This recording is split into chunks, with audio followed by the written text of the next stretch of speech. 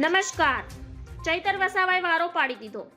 દાદાની તબિયત હવે સારી નથી રહેતી, જેથી તેમને રિટાયર્ડ કરી દેજો. ભરૂચમાં વર્ચસ્વનો જંગ.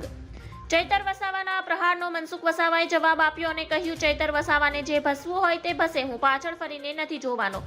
ભરૂચમાં બે વસાવા વચ્ચે વર્ચસ્વનો જંગ થવાથી ભાજપે પોતાના જૂના જોગીને મેદાને ઉતારી આ સીટ બચાવવાનો પૂરો પ્રયાસ કર્યો છે.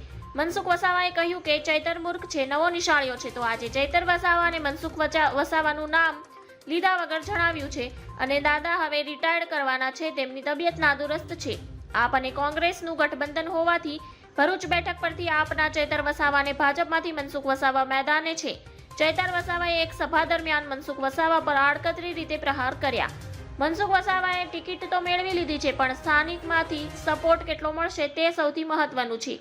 વસાવા આખા બોલા હોવાથી ભાજપના નેતાઓ પણ નારાજ હતા. હાઈકમાન્ડે તેમને ફરી રિપીટ કરતા તમામે ચૂપકીદી સાધી દીધી છે. ધન્યવાદ. જય હિન્દ.